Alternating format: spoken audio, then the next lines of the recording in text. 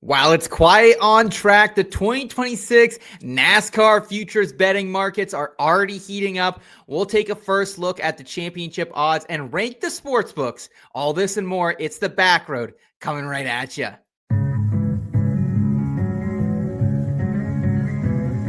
a non-points race, but it is a short race. Checker flag. Let's roll this race.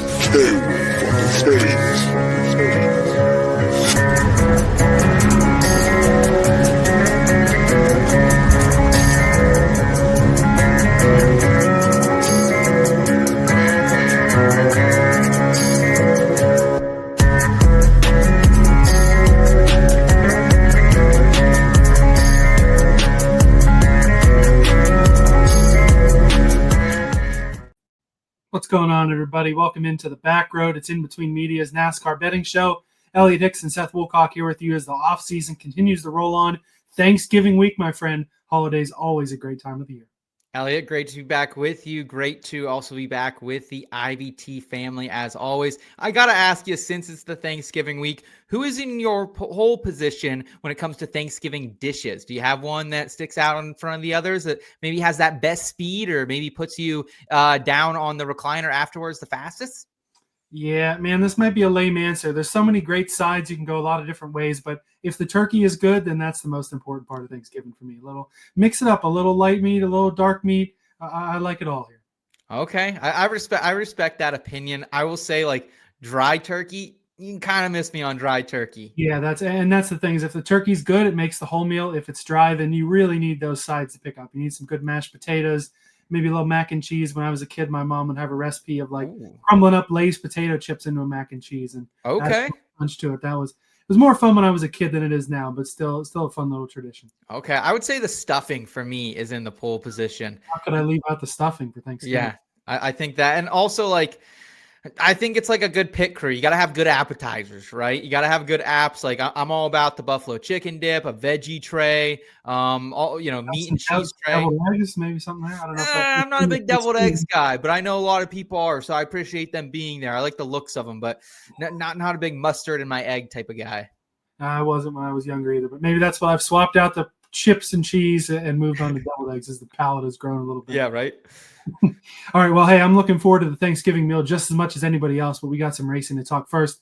Now that we've got the report cards all wrapped up for Cup, Xfinity, and the Truck Series, it's time to start looking forward to 2026. We will first, though, rank the books and rank what we think of all the sports books, at least the ones that we have access to here in the great Commonwealth of Pennsylvania, breaking down our thoughts and rankings of all of them. Some positives, of course, and also it's a little early for Christmas and Festivus and all that, but probably some airing of the grievances in the books as well. And then to round out the show, we'll take a look at our first look at the 2026 Cup Series Championship odds and futures and discussing what to look for when things thaw out, as we've got title odds for just about every driver in the field. I noticed everyone except for poor old Cody Ware has some title odds already on. I think it's safe to say Cody Ware probably won't be a champion, but certainly some value to be found, as we'll talk about as the evening goes on.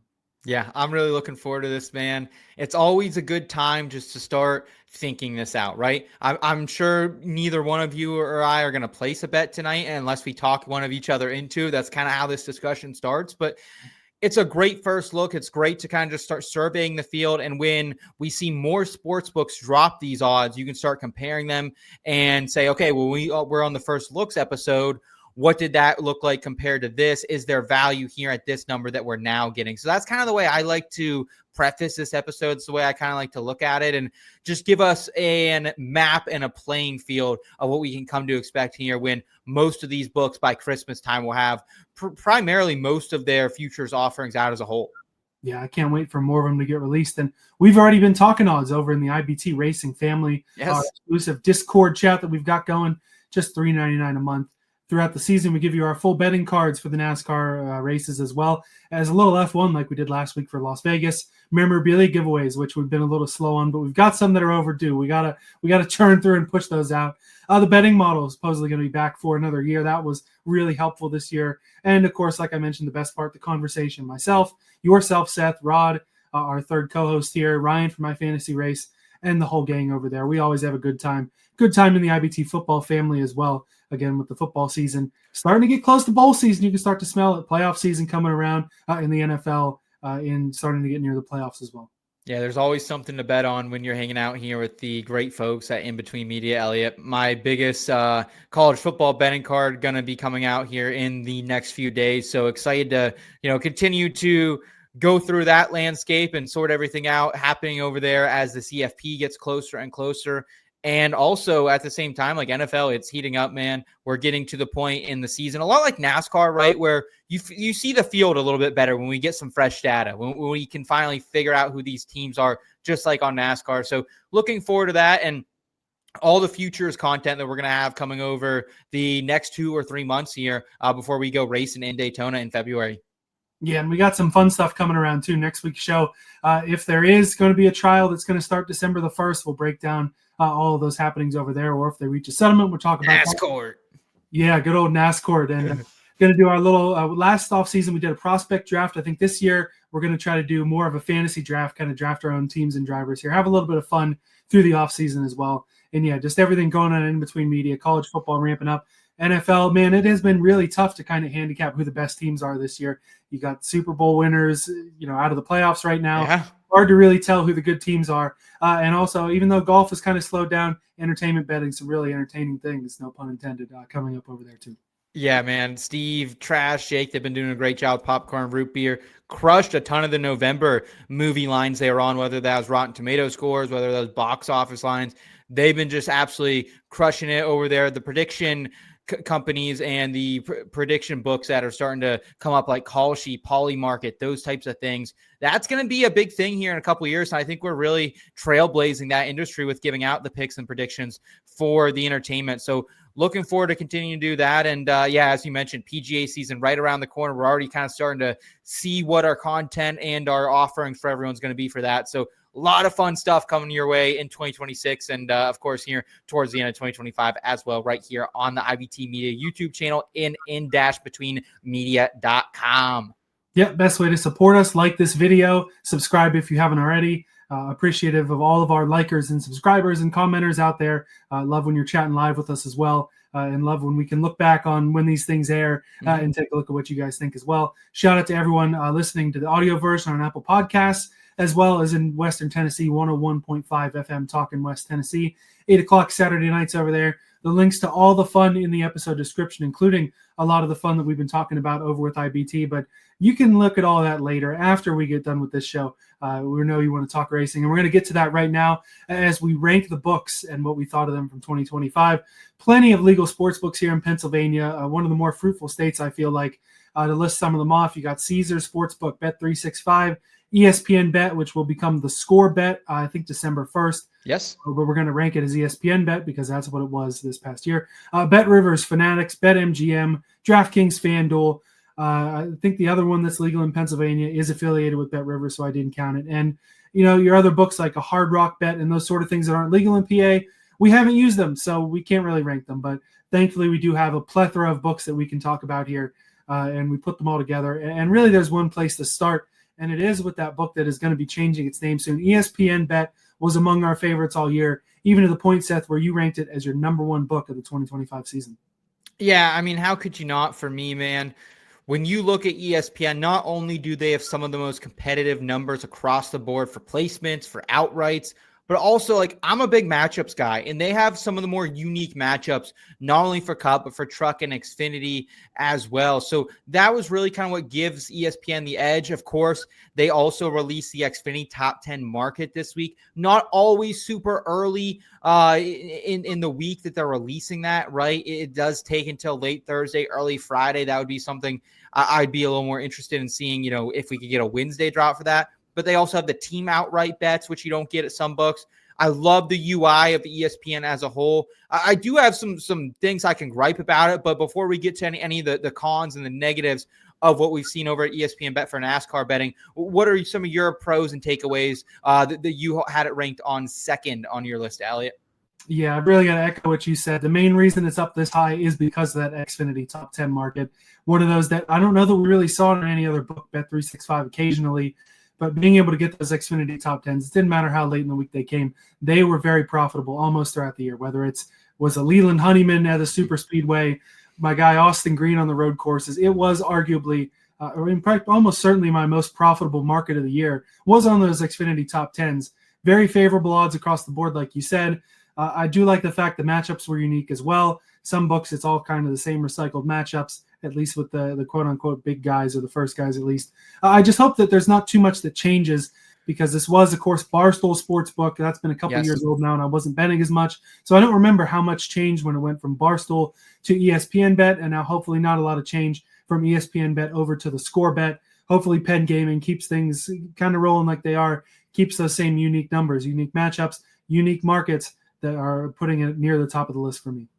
Yeah, this is such a move from Penn Gaming, right? To first you were with Barstool, and then you make the switch to ESPN, and now we're going to the Score, which the Score app, a good app if you're a sports fan, especially if you're like me and trying to find, hey, where can I find this, random group of 5 college football game? It's great for that. So I do have hope, and I actually think the UI got a bit better when we went from Barstool to ESPN. But one of the big issues I've had with ESPN, and the only thing that could keep it from me saying it's like my absolute favorite sports book for every sport, is like there's never really any boosts. There's never really any promos. There's never any free bets, really. Even like when they made the switch to ESPN from Barstool, there wasn't. So I'm hoping maybe the Score will do something like that. I know we actually did see a boost a couple weeks ago, kind of celebrating the Score coming on with them, but it was a parlay boost, right? So it's like they only really have parlay boosts, which to me, I'm not a parlay guy. I try to really bet straight for the most part. So yeah, I feel like that's one of the things I was pretty disappointed with, is like we need a little bit more incentive sometimes to go there when we're getting more boosts, especially on the football side, but specifically for racing. I would just like to have more profit boost, more promos I can use, and like also like maybe a more access to the futures markets too, Elliot, because I feel like the futures on ESPN Bet can be a bit limited compared to some of the other books. Yeah, that is a really good point with the futures that you made there. And yeah, come to think of it, there weren't whole lot of boosts that I remember seeing. I do remember it was, of course, I think it was Spring Darlington week was around the second week that I had signed up for ESPN Bet as it became available, and I was kind of branching out to more of the books. And they gave me, of course, your deposit bonus and bonus that you get from it. I was able to use those fairly fruitfully. I had outrights on Denny, Hamlin, and Ryan Blaney in that Darlington race. Blaney was looking good until it wasn't, and then Hamlin wins that race. And that was the last of those 5 bonus bets. I was still riding on the Denny Hamlin championship ticket that would have won me a pretty pan out. But that was still for May that I placed that 7-1 Denny Hamlin on one of those bonus bets that was more of a higher unit share than I normally would bet on things. So those are always fun for a bigger payday. But yeah, hopefully with the transition, they'll do at least maybe a couple introductory boosts that we can use in whatever futures market they have. Even if all they have is the championship, we can kind of compare the numbers. We'll talk about BetMGM numbers are what we pulled for the championship odds. We'll see if ESPN/the Score numbers are better or worse, and compare and contrast that way, and hopefully have some bonus bets to use to help us out there too. Yeah, and I think that's a great point you made about when you're launching your account. It's kind of just like general advice, I think, for anyone who doesn't have any of these books. And right now, we are not partnered with any of these books. We do have a DraftKings affiliate deal, but it's not like we're paid to talk about them or anything. We just get money if someone does go up and sign up for them. But you can really have like your own affiliate deals with any of these sports books. But the thing is like make sure you're using them, right? If they're going to give you free money, you take whatever you freaking can from these greedy sons of guns. That's what I have to say about it. So like just something I kind of wanted to throw out there, like use the boosts, use the free bets, use whatever they're going to give you as a promo for your initial deposit, because you can't make another account, right? There's only one Seth Woolcock, one Elliot Hicks out there. I mean, you can always, grab your significant other's, phone or something like that, but got to keep it legal out here. Yeah, come to think of it, I think in my ESPN Bet account, I think it uses my middle name as my last name. It might have scanned my ID. So maybe the security there's something to look at, but that's further down the road. And that's a good point too. It's always us against the books. It's almost like politicians. Maybe some are better than others, but at the end of the day, we're all working. We want to work in our best interest, not in the book's best interest, basically, is what I'm trying to say. Does that make us Fox News or CNN, one of those? Is that what we are now? That's not we're in between media, and that's all we need to be. So. Yes, sir. Yes, sir. All right, so we ranked that pretty highly. Probably our best combined rating. I just put when you had it and when I had it. My number one book, though, and I've raved about them all year long. No surprise for me to find Bet365 at the top of my list. This was the clear winner for me, and it was not close. Great deal of markets across the board. Cup, Xfinity, Truck Series, F1, anything you can imagine on there. And their odds, 9 times out of 10, were significantly better than the other Yes. books. If I found, for example, those Keselowski top 10s that I was betting, every other week. Yeah.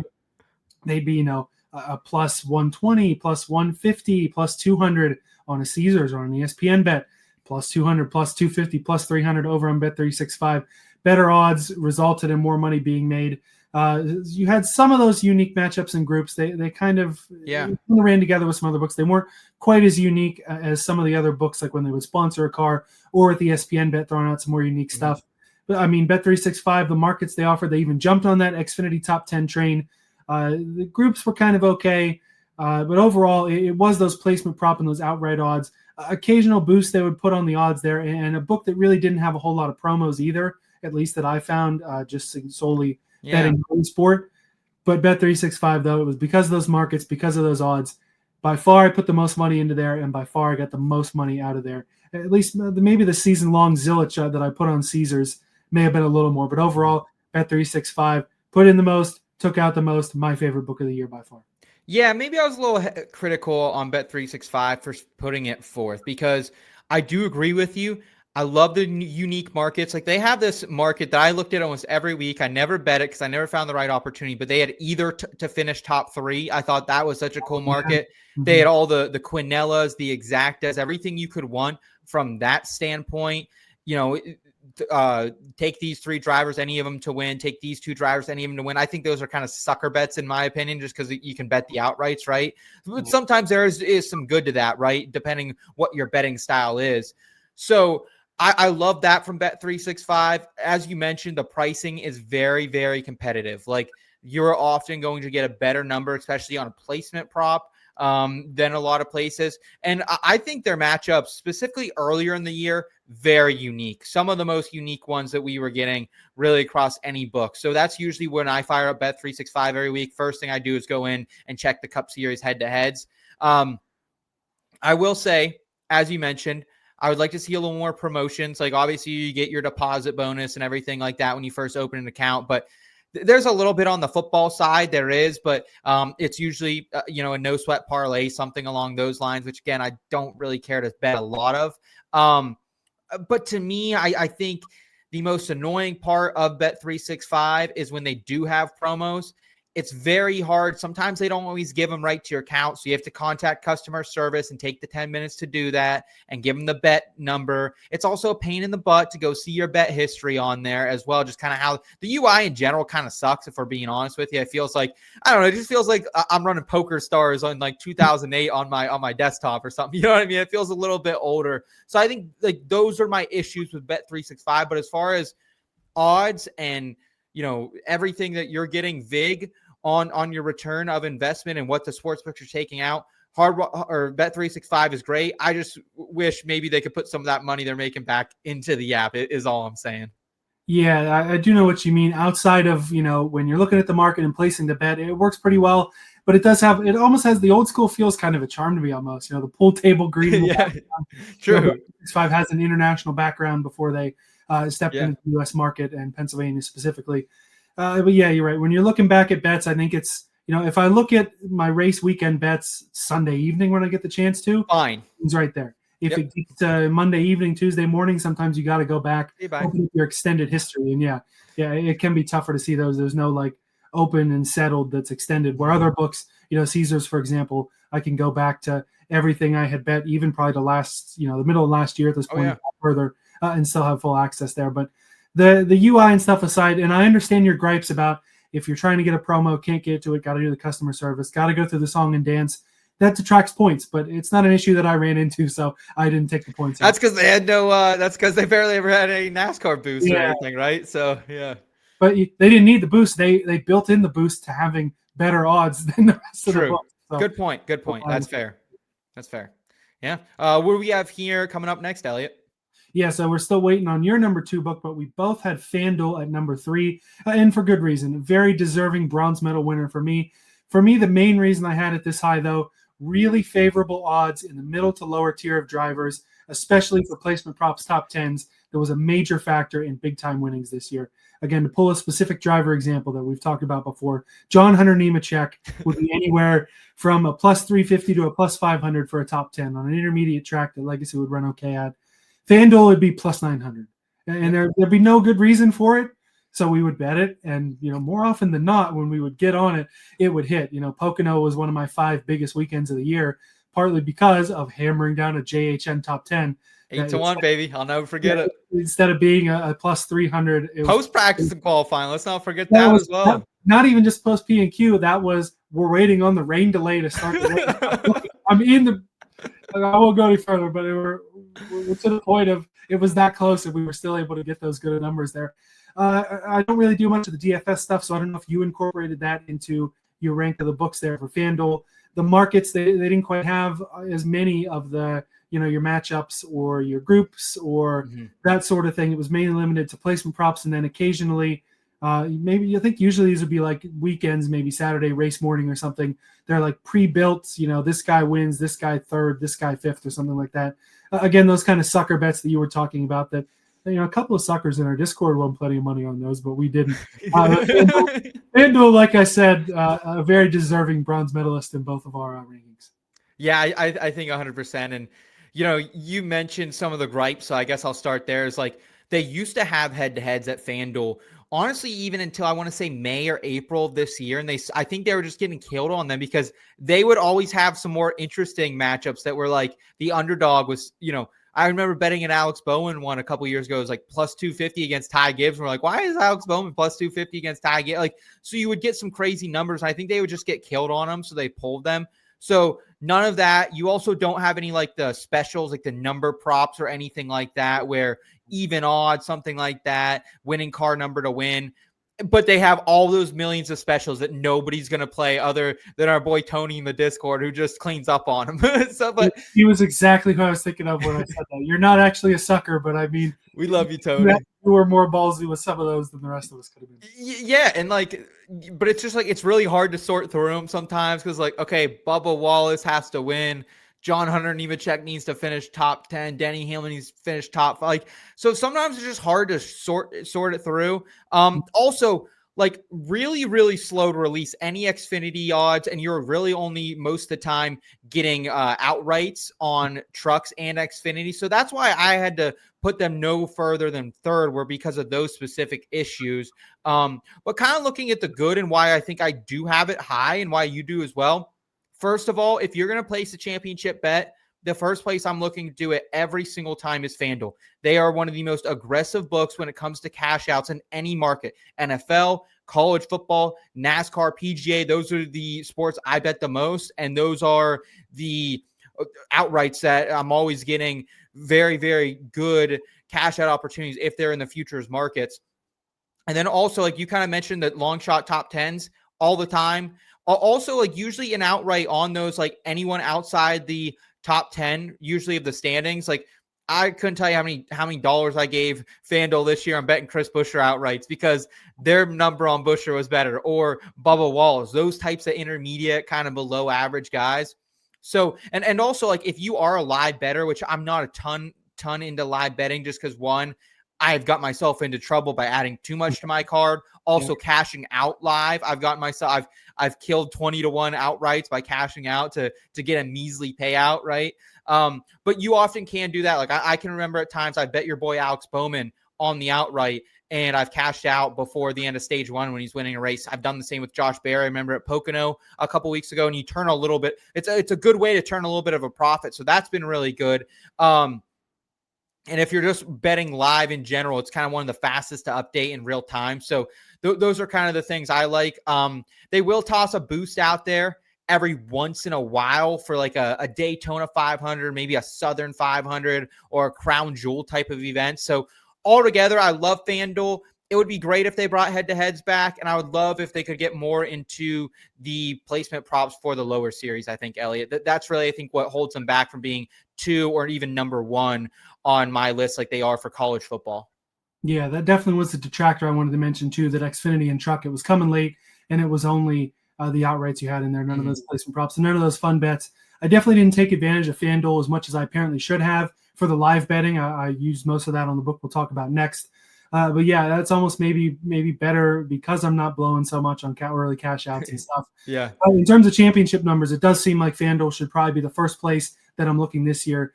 I had the Hemrick bet on there, but there was never really a high value on that cash out because there was never really a high chance it was going to be a title. So I don't blame them there. But definitely I'll have to take a look at the Cup Series title numbers when they come in. I think most of the books don't even have a Cup Championship odds out yet, but a lot of them already have Daytona 500 odds, which we'll talk about in a couple of weeks. But we're more worried about the championship right now.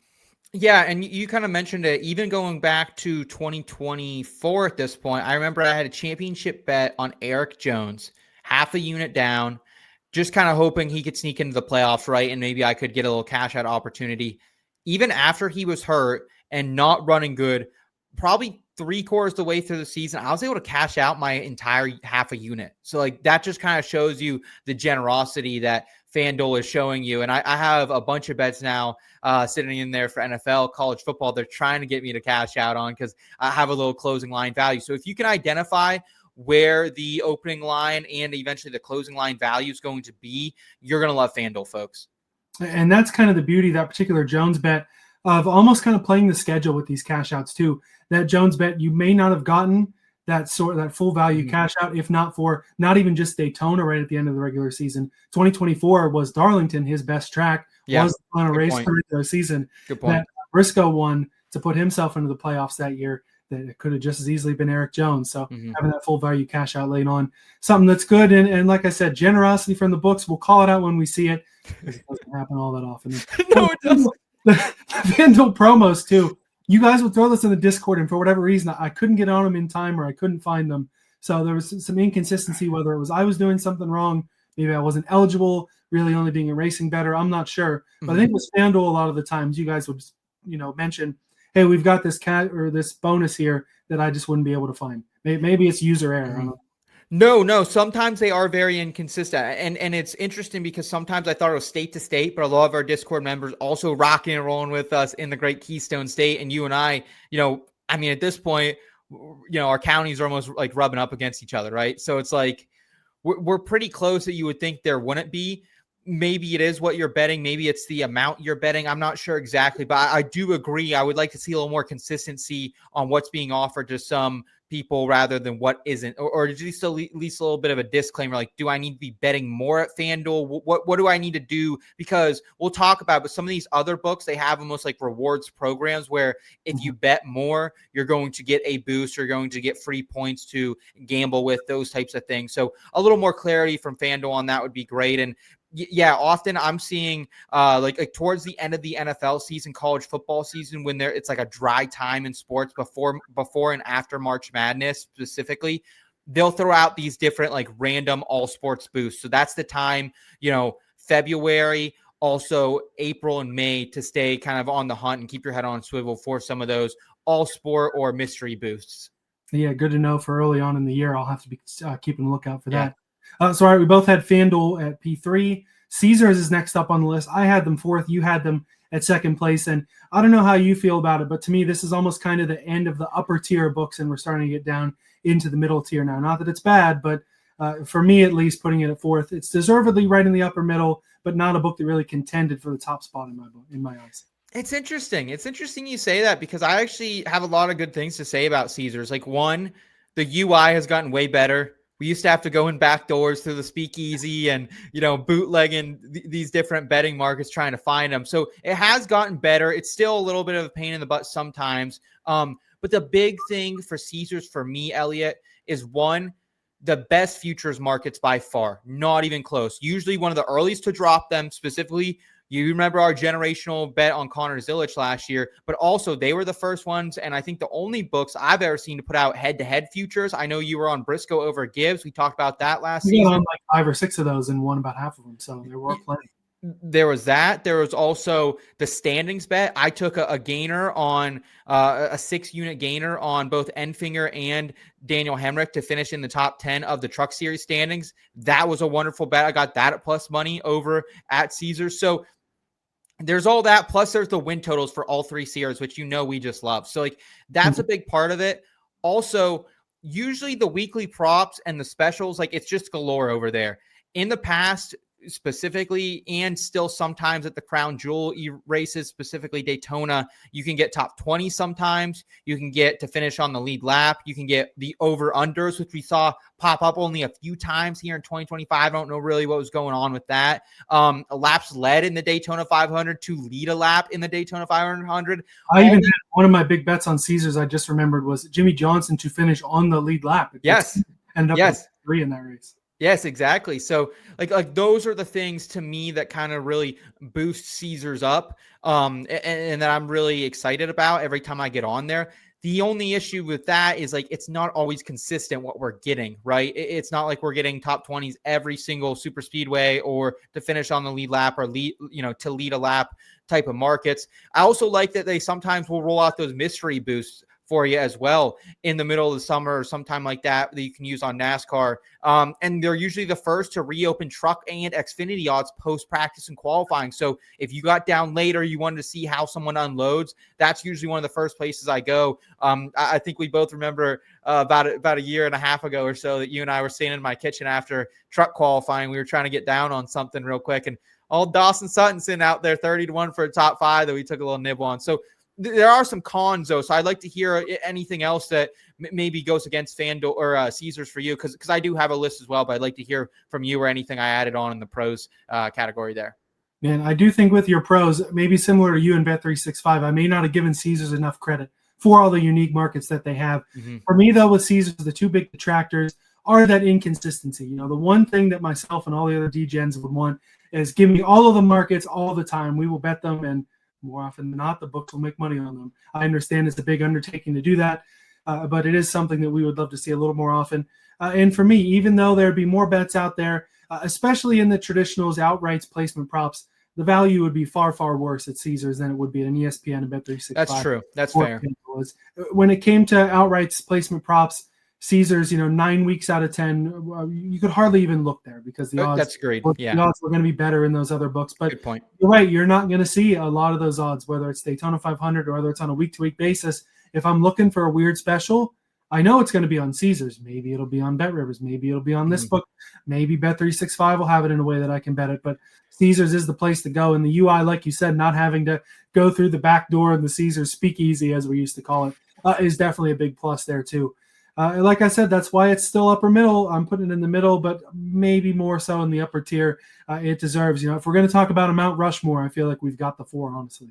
Yeah, I agree. And I also think that you're spot on that the VIG on what they're putting out there for outrights and placement props, pretty terrible most weeks. Like for some reason, like road courses, they actually are pretty fair on road courses compared to some books, which I appreciate. But the matchups too, like they do have the team head-to-heads and sometimes the manufacturer ones, which are fun, but usually pretty generic, right? Usually you're getting, hey, here's a top dog versus a top dog, number 1 versus number 3 in the model. No, thank you. I'm good, ma'am. And the other thing too is like ever since that guy hit $1 million at DraftKings a couple years ago on that Daytona race, parlaying, they are very strict with what you can parlay sometimes on Caesar. So that's another one of the detractors that to me brought it in at second rather than first above ESPN Bet. You brought up a good point there too that I didn't remember is you say they're more strict, but whenever I would want to parlay race winners for a weekend, it would be Caesars that would let me do it, and the other books wouldn't even let me parlay like a Cup Xfinity winner. Yes, you can definitely parlay winners. You can't parlay placement props really in any variety other than like the pre-made manufactured ones they have. Yeah, but is there, again, user error potentially on my part, do any of these books let you parlay placement props anymore? Yeah, yes, we will get to that. There is one, actually two of the next, actually the 2 next ones. Let's go right into them because that's exactly one of the big pros for me on these next 2 books. All right, well maybe that's a big reason why I didn't have these books ranked quite as highly. In the P5 spot for both of us is BetRivers, and BetRivers, one of those that I think it's firmly middle of the road. And it's not even that there's really a big detractor for BetRivers in my mind. It's just they don't quite reach the heights of the other books. This year, though, the big boost that they had a weekly profit boost that would come in on Sundays, if I recall correctly. That was cool. Even though I almost never was able to take advantage of it. It never stuck in my brain, so I maybe got it twice I would have put my bets down Thursday or a Friday and then not really come back to it and kind of forgot about it. Odds are relatively competitive. The market's relatively consistent. The one plus I really did notice about BetRivers, they were usually the first to have your qualifying markets, for the pole position week in, week out this year, it seemed. Whether those odds were competitive or not was not necessarily always the case, but was at least able to start thinking about pole bets a lot earlier at BetRivers than in other books. Yeah, I'm right there with you. That's a great point that I didn't even think of. And the 10% Sunday boost, they're great. If you're like us and you're very invested pre-practice and qualifying, sometimes that doesn't make a difference. I wish they would release that earlier. I will say too, BetRivers, they do have a rewards program though, where you can occasionally just get a boost if you've bet so much with them in the last couple of weeks or something like that. And even sometimes randomly, I'll just find a boost that I have there, like really for no rhyme or reason, which is great. And I really appreciate that. And BetRivers also one of these books you can actually parlay numbers in series placement props. Specifically, I really enjoy, sometimes I'll take like a really juiced cup placement prop and sometimes put that with an Xfinity bet and parlay that together. You can also do like a college football line or an NFL line with something in racing, which is fun. And honestly, like Elliott too, kind of thinking back, like there are some really, really fair, not always outright, but top fives, top threes in other series, and even top 10 sometimes. I do find some, like, not long shots, but more like those favorites. I feel like they price the favorites a little more fair, if that makes sense. Yeah, late in the year, I was able to get some good placement prop value there. One of the reasons I feel like I kind of forgot about BetRivers, they did a UI change toward the end of the season where, normally the first place will look, the Action Network is a good site that would kind of combine and scan, your Caesars and your DraftKings and your BetRivers and give you the best odds there. The UI change, top threes, top fives, top tens became a drop-down menu, and it kept that system from reading those. So, excuse me, occasionally I would have to go and look at BetRivers myself. Yes. God, I have to actually look at the book instead of some random website. But yeah, when I was able to look at that, it did really help there for BetRivers for sure. In terms of the boosts, you're right. Sometimes a random profit boost would just show up there. I boosted a Connor Zilisch late in the year title outright to, I think, plus 206 from like a plus 150. So that would have been a little more profitable with that. In terms of the rewards, I might have to dig a little deeper. See, this happened with the book we'll talk about next, that the reward system can just sometimes be sitting there and you don't even know it. So you're able to rack up a couple of things quickly from stuff you've already done. Yeah, absolutely. And probably my biggest gripe, other than, as you mentioned, the UI change kind of threw me off for almost the last 2 months. I was wondering where some of the placements were on Bet365 or on BetRivers. Also, keep in mind for Xfinity and Truck, they usually only have top 3 markets at BetRivers. I don't know why the friends over in Pittsburgh do that, but that's kind of annoying. But maybe the most terrible part about this entire book is the fact that, like, if you place a future, you're not going to ever get a cash out. Like your money is gone. Your money is locked in. Like, I don't think I've ever seen a cash out opportunity at BetRivers. And right now I have a 250-1 ticket on Georgia Tech to win the college football championship. They're all the way down at like 30, 40, 50-1 at other books. They're more than likely going to the college football playoff as long as they keep winning these last few weeks. And no cash out opportunity as well. And I took the best number at BetRivers, which again shows they do have good numbers. But at the same time, if I would have taken it at FanDuel, even at the 200-1, I would at least have a cash out on the table, which I would gladly accept at this point. Yeah, those are a couple of good points in terms of detractors for BetRivers. And like we said, all these books have some pluses, but some of the minuses certainly weigh a little more. And for BetRivers, not having that cash out option and limited placement props on the lower series, definitely reasons to kind of hold them back here. Still top 5, but when you only have 7 or 8, top 5 isn't as good as it looks on a Sunday afternoon. Yeah, absolutely. Elliot, I think we have a few more books here. One being the giant of them all. Yeah, so in terms of the top 5, we had the same top 5, I believe. And then there are a few that only one of us were putting on the board because we don't necessarily use it. For me, BetMGM I had in 6th place. Yours is unranked because I assume they still are giving you trouble making an account. That was a big thing for me. It took maybe a year and a half for whatever reason for BetMGM to get their stuff together for me to actually be able to sign up for it. When I did, there's been some pluses for sure. The big detractor for BetMGM, on a week-to-week basis, not enough variety in the markets. You're going to get outrights.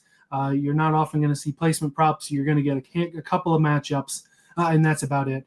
They were really good on the in-season tournament, though, where they were the first book, I believe, to provide matchups on every They're single. always early. They're early in futures. They're early in outrights most week and placements. They're usually the first book posted, or at least one of them. I feel like most weeks and futures markets. Yeah, so that is a plus, but not enough variety week in, week out. It wasn't a place that I went super often. And the odds, the vig, as you're saying, was not something that was necessarily competitive compared to some of these other books as well. They were solid at bringing out other unique matchups, like I said, like they had different RCR numbers when BetMGM would be on either the 3 or the 8 car. And a great reward point structure. Again, I'm racking up reward points I didn't even know about. Was able to get 3, 4, 5 different either bonus bets or no sweat tokens from them. Nice. I guess that was a stretch that I had midsummer too, where I'd get a no sweat token, place a bet, it would miss. I'd get the bonus bet back and be able to ride that a little bit. So those are some pluses there, but not having the consistency and just the general technical difficulty of not being able to sign up as early as I wanted, a big detractor for BetMGM for me. I'm still waiting. I promise. I'm still the same person. If you're in line, stay in line. Give it a try, because it just was like try and then wait 3 months and try again, and eventually it went through. So it's been profitable for me. Hit a couple of on the bonus bets. The Jesse Love title bet that I got at 7-1 was through BetMGM, so was able to credit that one for some late season winnings. But at the end of the day, still ranked 6th for me. Okay, yeah, fair enough. I think that's a fine rating, and hopefully, if we do this segment in a couple of years, I will also be able to add comments and concerns. Hey, give it a try. Your 6th place is DraftKings. You would think, one of the big two. It's not one that I use, but it's one that you put P6. Yeah, I mean, DraftKings, it's solid for NASCAR betting. Like, they're also usually one of the earlier places to drop odds every week, which I appreciate. Especially, they're almost always the first book to have Xfinity and truck odds out, which is really great. The UI is consistent. Like, where things are on DraftKings, right? They always usually have some profit boosts for some of the major events like the 500, the championship race, things like that. Also, you can parlay placement props in almost every series, right? You can, if you want to put a couple top 5s together for the Cup Series, if you want to put a couple of top 5s together for Xfinity Series, whatever it is. I know I parlayed some truck top 5s a lot from like Corey Heim, Lane Briggs there. That was pretty profitable for me. So that was really fun. Usually good odds also for like top manufacturers. So if you're a top Ford or a top Chevy or a top Toyota in the Cup Series, they usually do have the best odds on that market for whatever reason. So that's one place I am often betting that. And then also sometimes we do get like these fun matchups, right? Sometimes it's like they're partnering with a car. And you get Ty Dillon versus Cody Ware, which somehow didn't hit for us, but still either way was fun to bet on. And if they're on Bubba Wallace's car. And sometimes it's even just like Sunday morning. They're just like, hey, you want to bet Noah Gragson versus Todd Gillen? Have at it, boys. And women. And they just send it out to us. NASCAR in season tourney, they had some fun stuff too. So like those are the pros for DraftKings. A couple of the cons is like really not a ton of specials you're getting. None of those over under props usually. The pricing for Cup, as you mentioned, usually not the best. Like I would say 9 out of 10 times, if not more, not placing a Cup placement prop or even an outright at that point at DraftKings. It's more the lower series. I think I use it. And also kind of like BetRivers, but a little bit better. Not the best at giving you cash outs either on futures or anything like that. They'll still let you cash out if it's like a losing future and they know they're making money off it. But if you're in a winning position on their futures, usually won't give it to you, Elliot. Yeah, that all kind of checks out. The most time that I look at DraftKings is for the outrights that we put in our weekly betting article that comes out when we preview the model. It's DraftKings odds that we use for the outrights, and generally they're not good. So it's never made me want to go and jump into DK. I understand. Yeah, totally get it. One more book to talk about, and it is Fanatics Sportsbook. Seth, you don't have them ranked. You don't use them, presumably. I have them 7th, which is at the bottom of my list. They had some decent markets at times. Again, partnering with a car, JJ Yaley against Ty Dillon or JJ. I had one of those hit. I don't remember if it was against Ware or against that, but that at least helped. They had an Xfinity standings matchup. I thought Christian Eckes was going to beat your Harrison Burtons and Brandon Jones and the like. But a market you didn't see in that often. But app functionality for Fanatics was something that really troubled me this year. It would be just things wouldn't load, or like now 4 out of every 5 times I'll click on it just out of habit or to maybe look at their odds. I couldn't even get it to open. I couldn't get it to sign in. There's something that was wrong with it. And again, could be user error. I have an iPhone 13, I think, which I don't know if that's ancient at this point. I don't know what we're on now. Newer than one I got by a couple years. Yeah, so it's one of those things that could just as easily be user error or phone error that's detracting from it. But in any case, I'm going to be selfish enough to say if I can't get it on my phone to load and it's going to freeze my whole phone until I can get out of it, I'm not going to be wanting to jump out of there to bet too. Another bonus that they have, though, because it's Fanatics, if you are going to buy things on Fanatics, buy your merch there and things like that, the little, couple of cents of fan cash that they give you there, you can convert your fan cash into bonus bets, which is much nicer than, a $1 discount on a $45 t-shirt. I'll just use that and put it into a bonus bet on Fanatics. And those are more often than not the bets that I was able to place and hit over there. Yeah. Was just with that fan cash. So that's nice if you're a big merch guy buying all your merch right from Fanatics and you have that extra fan cash to put on bonus bets. But again, if it's something that we can see working more often, I remember last year toward the end of the year, some decent markets, some decent value there. But this year, not a book that I used a whole lot, and therefore at the bottom of my list. Yeah, so I'm glad that I'm not the only one who also had some tech issues with, because I remember when you first told me Fanatics dropped almost maybe 2 years ago or whenever it was at this point, I said, I'm going to get it open at the beginning of the college football season in 2025. And it came around and I was also having some issues with it. So and again, I think I have an iPhone 11. So I think I'm back even a couple of years from you at that point. So good to know I'm not on an island there. But also, like, I'm not ever going to buy anything for Fanatics just because I've heard of, the merch ain't great, at least like the jerseys and stuff. Maybe the t-shirts are, but at least the jerseys, not really positive things out there on the internet about them. Yeah, man, it's one of those things where you got to kind of know your product. I'm not going to get a custom jersey from there, seeing some of the horror stories. And even, with a hoodie or something, you'll see a logo upside down, or like right, a purple hoodie that's supposed to say Vikings that says Bears or something. Definitely some weird stuff at Fanatics. Both on the Fanatics merch and on the Sportsbook as well, which has it at the bottom of my list. But hey, there's our book rankings for the year. Excited to be working with them and fighting against them all 2026 as well. So, hey man, it is us. It is our family. It is versus these greedy books. But as you mentioned, every once in a while we have to give them their flowers for when they get it right. We're just, regardless of how we feel about them and the war that wages on, we are blessed to live in a time where we can sports bet legally on some freaking NASCAR, man. It's glorious. And the biggest thing I want people to take away from this exercise, Elliot, is you need to have multiple outs. You need to, if you're just betting on one book, I've told people this, you are limiting yourself. You are not only getting bad odds, you're also just not exposing yourself to all these different markets and different opportunities that each book has to offer. It takes some learning, some getting used to. Yes, you got to finagle different books. There's great tools out there like the odds board that you mentioned over there from Action Network. So lots of good things happening, but you have to have multiple outs because while plus 650 to plus 600 might not seem like a big difference, these little bit of numbers, it adds up after a season long, folks. So just something to keep in mind there. Yeah, I mean, there's no reason to not get the best odds. It can be a labor, but it's a labor of love. Toward the end of the year, I literally would just have an old school pen and paper in front of me. I'd open up Caesars. Here's the bets I like on Caesars. Here's the value here. Now I'm going to go to Bet365. Most of the time, cross out all my Caesars numbers because it's you're plus 200 better on Bet365. Just go through and do it that way. Make sure you're getting the best odds because, again, it's us versus the books. Plus 600 to plus 650, like you said, doesn't seem like much, but more money in your pocket is always a good thing, Seth. Oh, absolutely. Absolutely is, especially when you're like me and not afraid to drink a little bit of juice, right? You gotta get rid of some of that juice when you can. So, Elliot, love this discussion. I hope everyone subscribes to the channel. If you guys are into NASCAR betting, we have a weekly program, the Backroad, that you're listening to right now every single week, even during the off season, bringing you guys more NASCAR betting coverage, NASCAR opinion, news updates, things of that variety. Also got a lot of other great sports betting content coming out here at In Between Media. So make sure you guys are giving this video a thumbs up if you can, if you enjoy this type of content, and make sure you're staying packed here. Ring the bell so notifications are on and you can be alerted when new episodes are up. So lots of good things happen here at IBT over the off season, Elliot.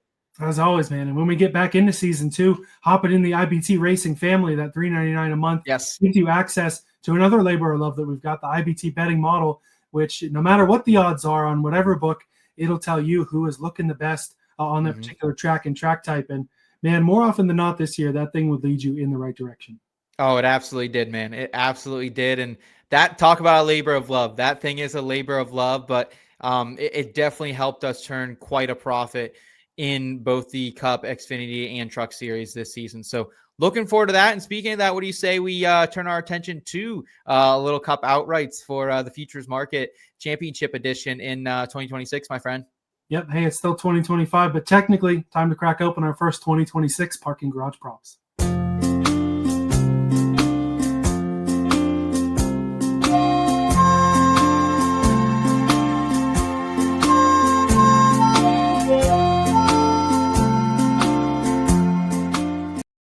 All right, folks, here it is. We have set the table for you. The 2026 Cup Series Championship odds all out there. We plucked them from BetMGM on this occasion. Of course, all the odds will hopefully be out on all the sports books as soon as possible, and we will factor in this offseason's rankings to next year's Rank the Books. I'll be taking notes, don't worry. So, all right, the favorites, no surprise here at 5-1. Kyle Larson, the 2025 Cup Series champion, and Denny Hamlin, the guy who should have been the 2025 Cup Series champion, both at 5-1. Denny now in the media saying, of course he's going to come back for 2026. He's got his 2 years left.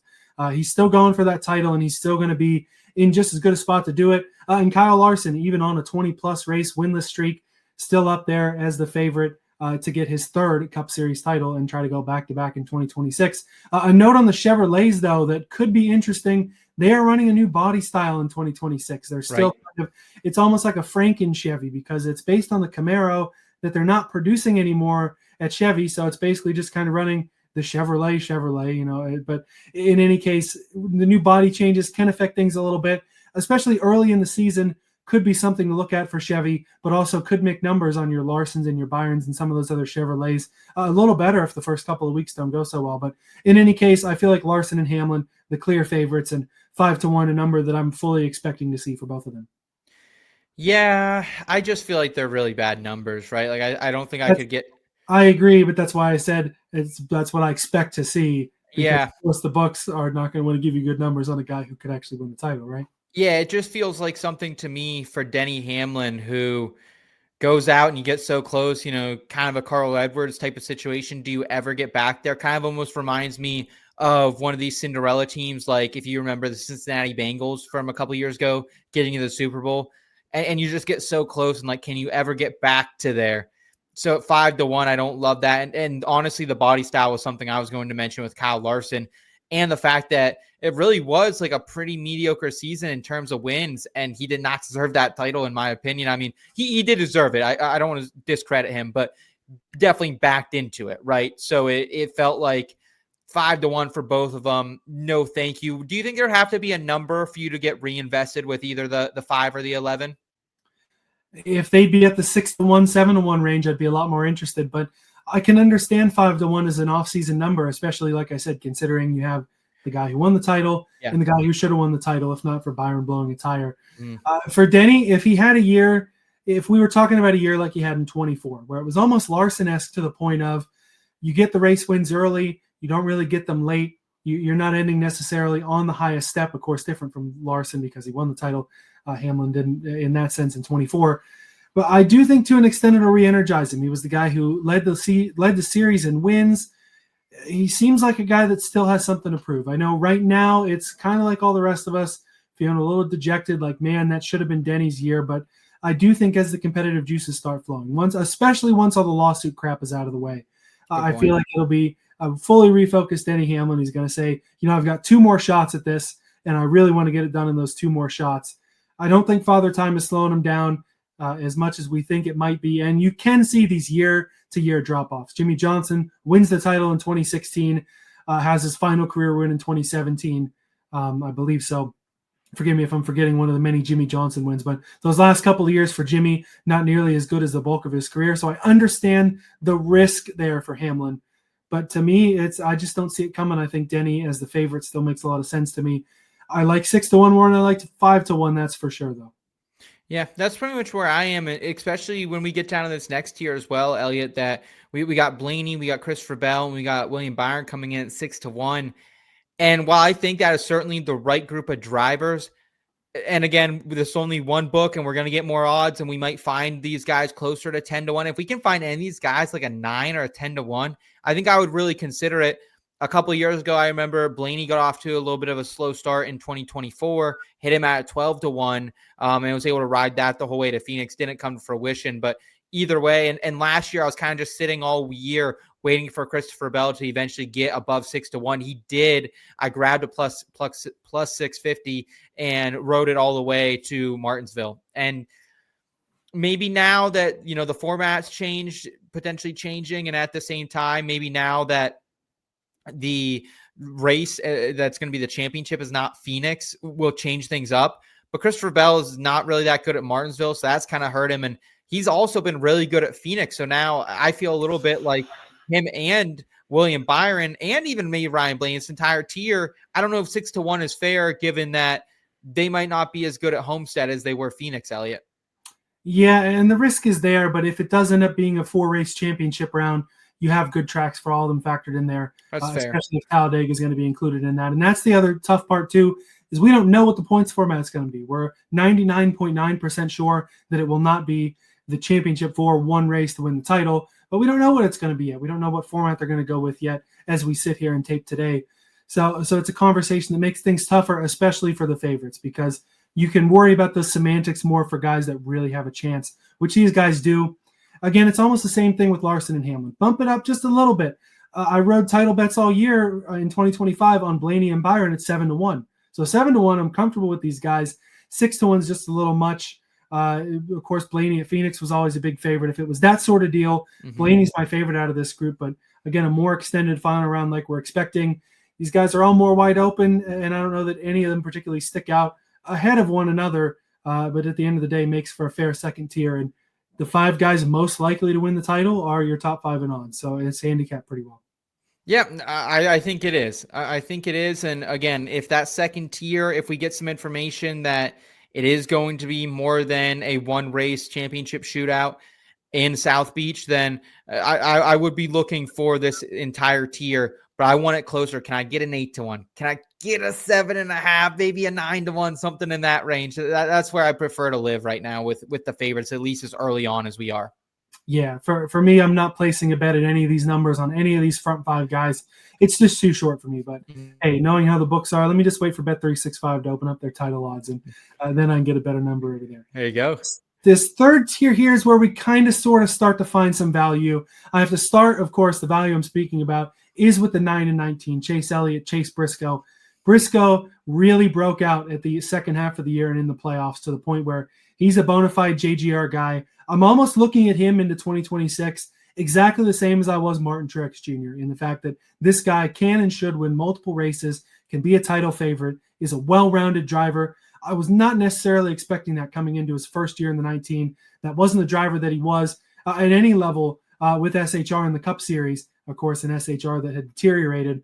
But now I'm looking at Briscoe almost the same as we would have in 2020 toward the end of the year for the Xfinity title when he was in that 98 that was winning all those races.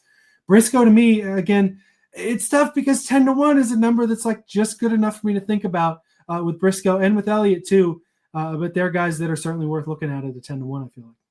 Yeah, it makes you miss the times when last year we were sitting here, Chase Briscoe opened up around 25-1 at some books, right?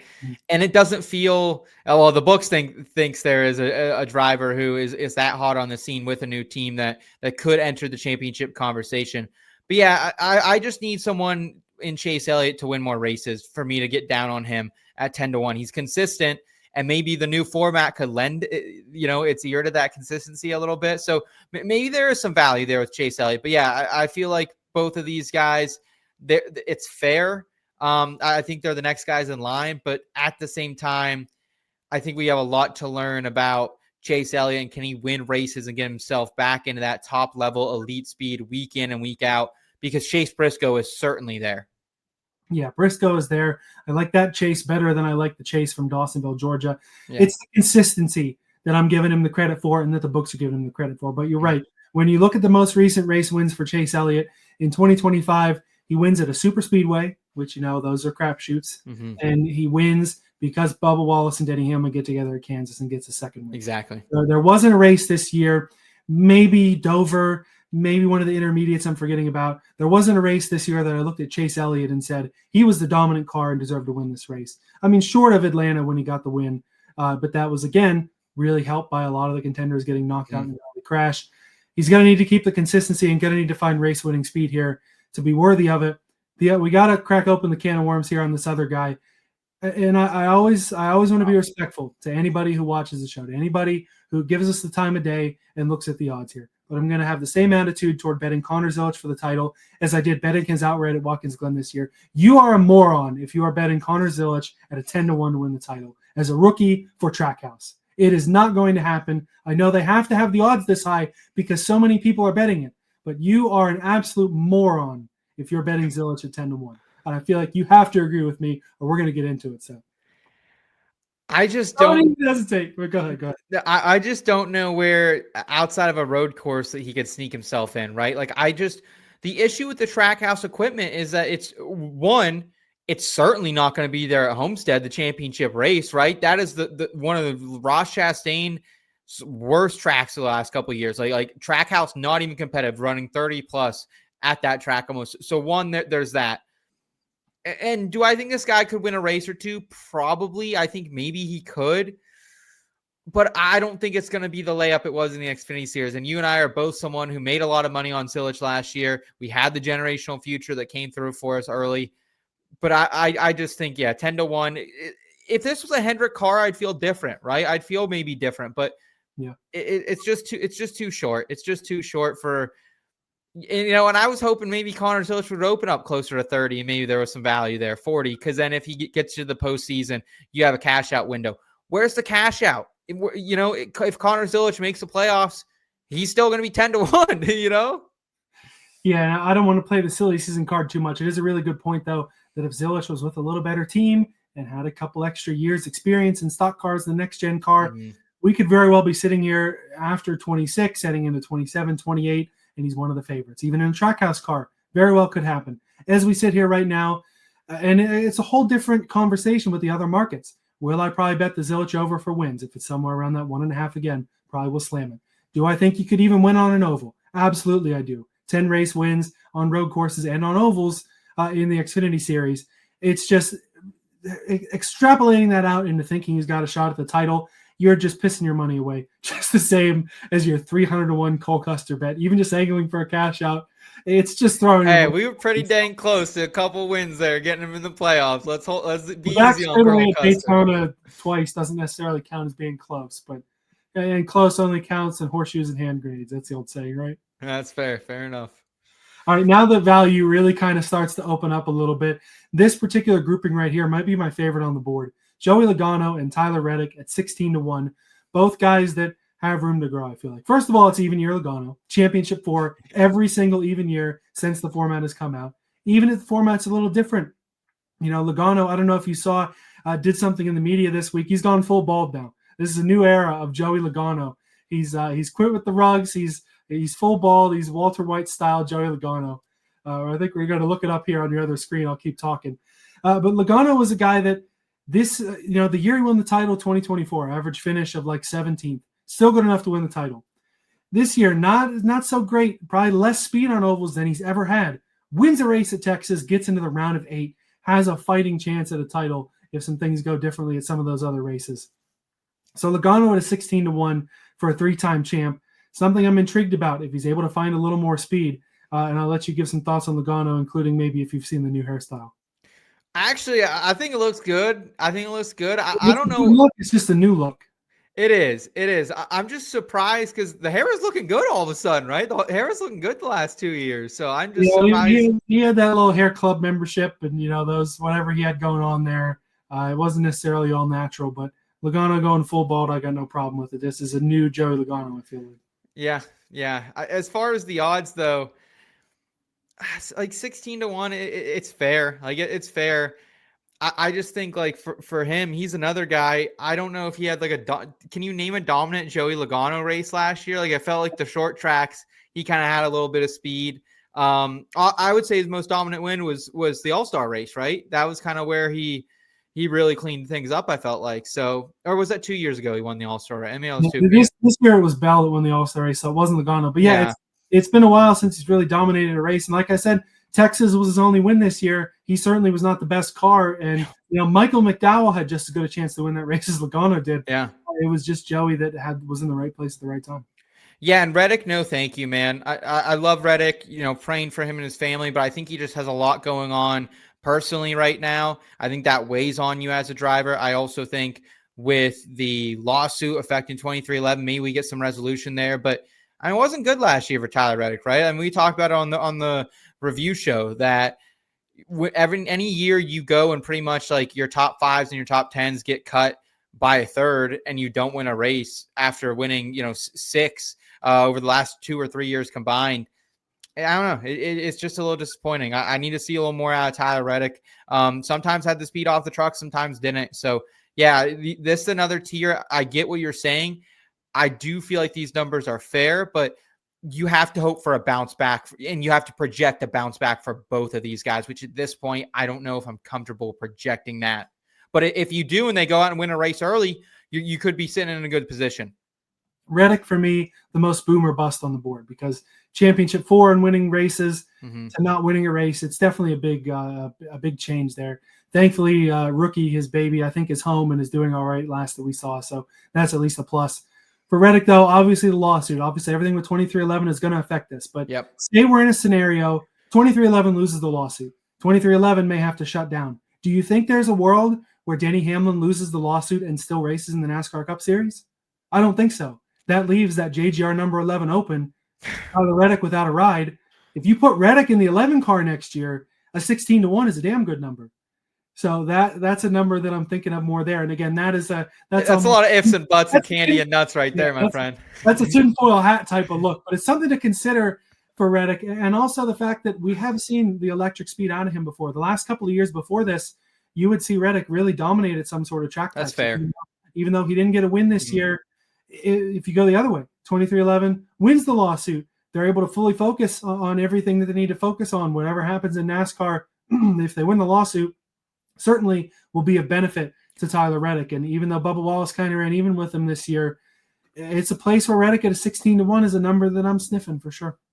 I'll tell you what, if it came down to gun to the head, I have to bet one of these guys 16-1. It's 100% Joey Logano compared to Reddick. 577 laps led last year. Tyler Reddick all the way down to 169. Like I can't do that. So, but maybe you're projecting him to have a bounce back year. Maybe that flips on its head, but I think I'd rather bet on even year Logano at 16 than Reddick bouncing back. And I would probably agree with you between the two, but they're both certainly interesting to think about. And they're to the point where you'd almost consider them to be title favorites-ish as well. Then we start to get into some of the more interesting numbers. And that starts with Ross Chastain in an island of his own here at 25-1, 2022 championship 4, but nothing that has rivaled that since for Chastain. I'll leave the floor to you first on Ross. No, I mean, he's someone we also talked about pretty hardly in the review show, right?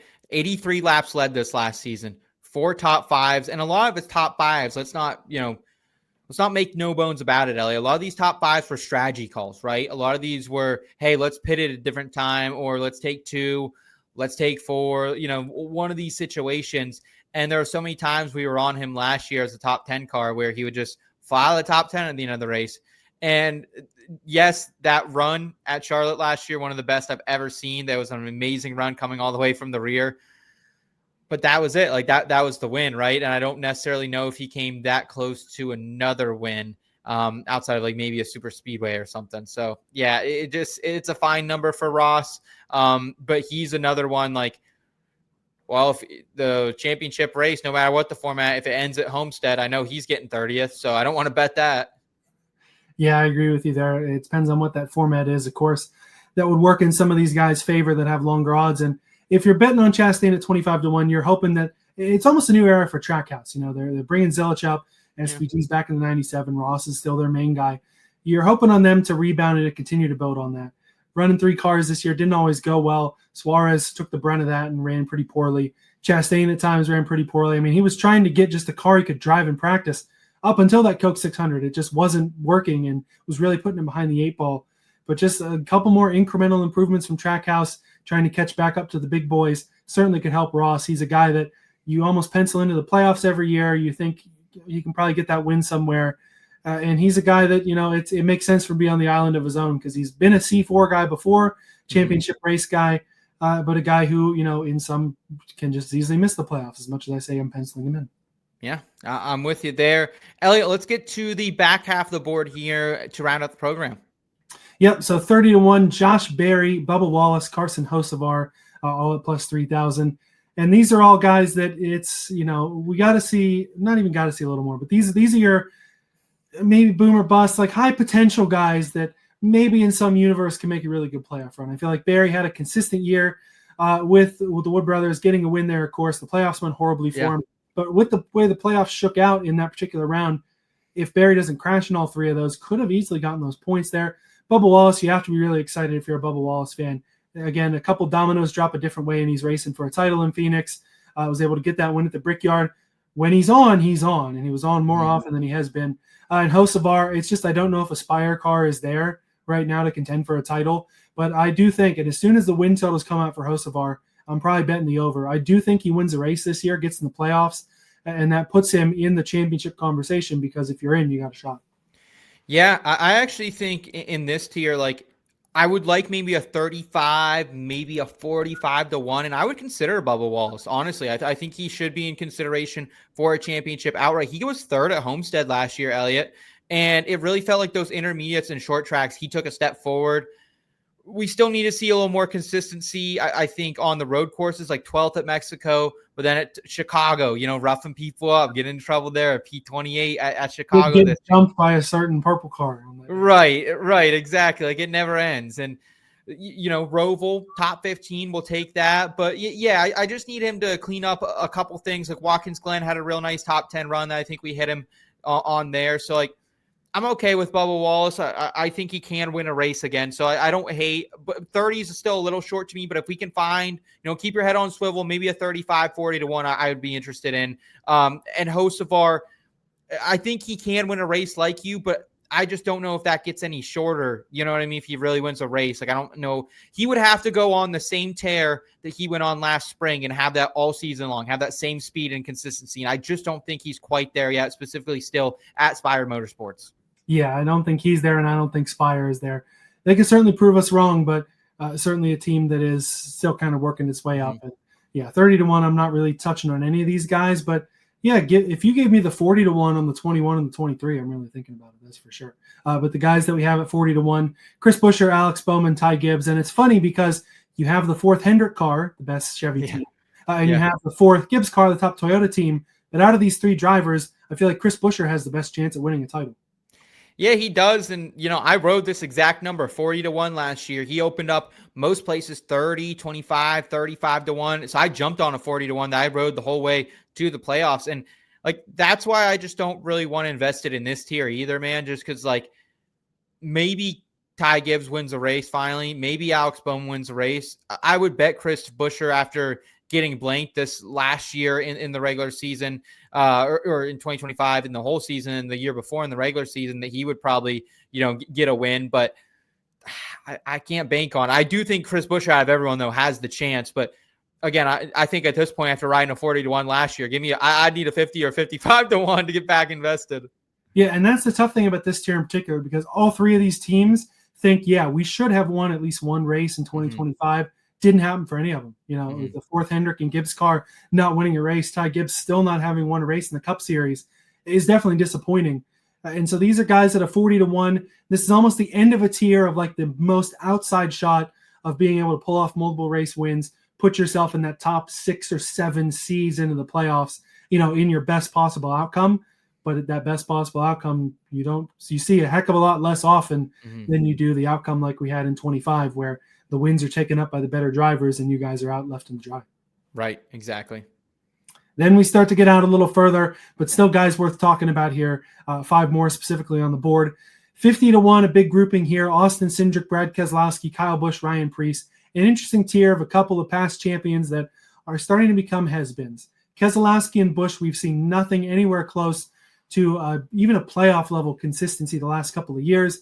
Both of those teams, of course, thinking they're going to be improving. New crew chief on the 8 car, RCR trying to improve. RFK, of course, none of their cars going to victory lane. So the 6 and the 60 being kind of on the same level makes sense to me. None of these guys really scare me, though. They're all kind of almost in that same tier as these 40-to-1s of they feel like they should win a race. It's probably less likely that any of these 4 get here short of Cindric on a super speedway. And so that puts the 50-to-1. It's like you're almost starting to get into cash out territory here with these guys. You're hoping Cindric wins the Daytona 500 and you get a real early cash out, at least option on your FanDuel bet there. Yeah, you have to almost in a way though, like hope that one of these guys can just be hot the whole season, right? And like scare the books a little bit. And honestly, I would think that'd be Ryan Preece, right? Like if you take consistency from race 1 to race 36 last year, Ryan Preece probably the most consistent one. And that was in his first year in RFK in a third team.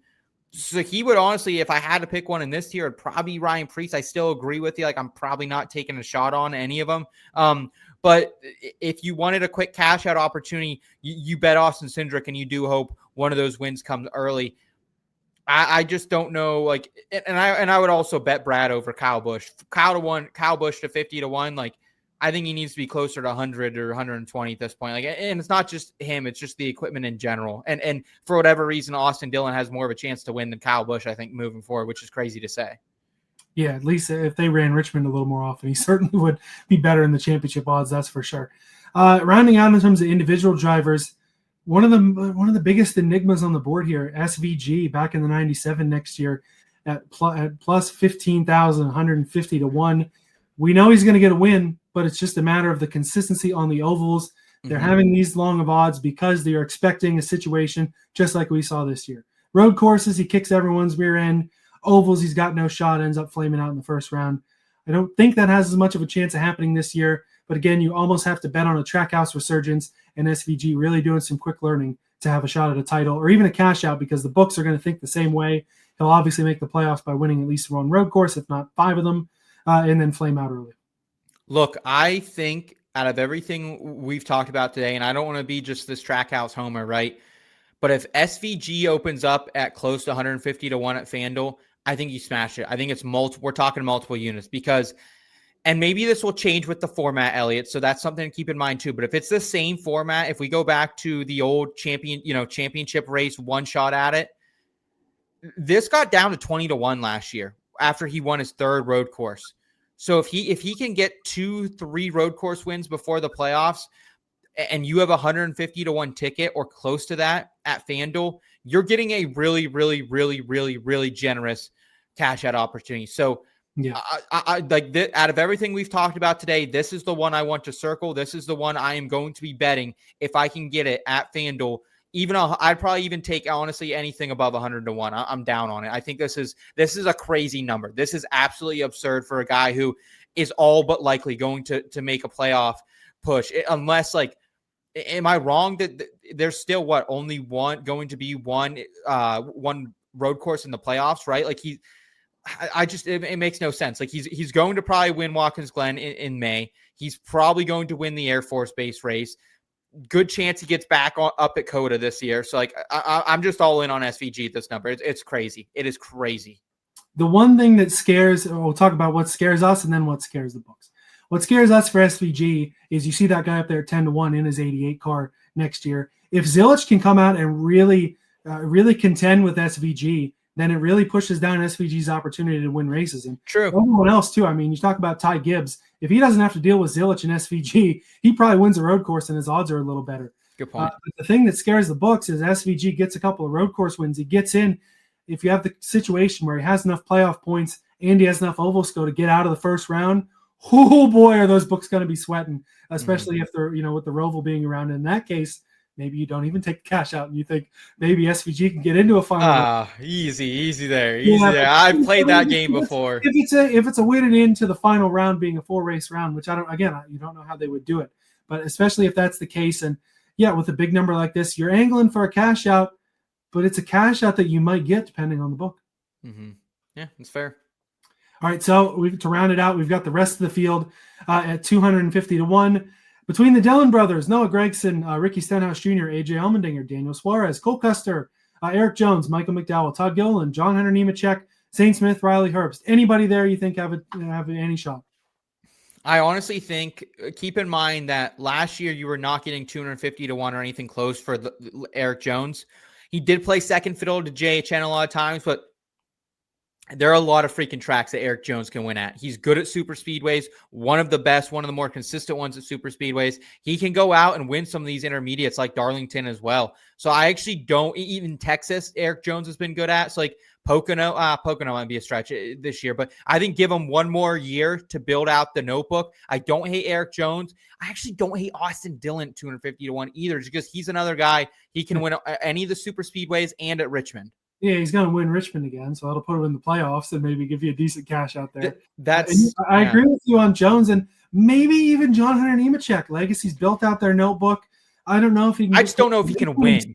Yeah, but it's among this group of guys, he might have like the second or third best shot at getting McNasty too. McNasty has to be in that conversation with a guy who can. He almost won at Texas last year. He's won at super speedways. He's won at road courses. I honestly think, again, let's wait to see what we get at FanDuel, but I think all those guys are live to be bet at 250 to 1. Like, heck, I was betting Cole Custer at 300 to 1. To get one of those guys at 250 to 1 feels like a steal, man. I like it. I like the long shots. Let's do it. There's a couple of them that certainly seem interesting, but man, oh man, you're angling for that cash out again there for sure. I am, and the cash outs did not come last year on the championship bets. The only one that the books eventually, I could have really got a nice ROI on was Jesse Love, which we hung on to in the Xfinity series. So yeah, so this will be fun to watch. Again, we'll continue to give you updates on the Cup Championship odds as well as all the fun futures markets that come out as we look toward the 2026 NASCAR Cup Series season. It's been a fun show tonight. Again, starting to break down the books a little bit and getting our first look at 2026, man. It's got me excited for Daytona. Dude, Elliot, this is always such a fun time where we just theorize, right? We can get some ideas, get some just thoughts down on paper, right? And that's the great thing about these shows. So I appreciate everything you do to keep us powered here. I appreciate the IUT racing family, everyone who's tuning in to the Backroad. Like, you're some real degens if you're listening to NASCAR betting content on November 19th when it wasn't even 2 weeks ago we finished the championship. So really appreciate everyone. I hope everyone has a blessed holiday, and easiest way you can support us here over the holiday, Christmas, Thanksgiving season, just give this video a quick thumbs up if you enjoyed it. Also, make sure you subscribe to the channel if you're new, and the IBT Racing family. Hey, you can even gift them for the holidays, Elliot. How about that? Maybe we'll do a little Black Friday special as well. We'll maybe talk about that. So full betting cards, you get access into the memorabilia giveaways. You get the weekly betting card and to join the conversation on Discord. Anything else from you, Elliot, that I haven't covered? Hey, man, I love the idea of a little discount, get some more people in for the start of next year and for all our off-season banter as well, which is what we're going to be looking at next week. Again, depending on what happens with the lawsuit, we'll give you some NASCAR updates, as well as our little fantasy prospect draft that we're going to have going on. Still got to work out the details of that, but some of that off-season fun we'll be looking at, putting together our own little IBT race teams and seeing how we can do against each other. Maybe even put some stakes on it, follow that throughout the year. It'll be fun to watch, and we've had a lot of fun here with you tonight. Again, enjoy your Thanksgiving weekend. Safe travels wherever you're headed. Enjoy that turkey and stuffing and mashed potatoes and everything you got going on. And thanks for rolling on down the back road with us. We'll see you next time.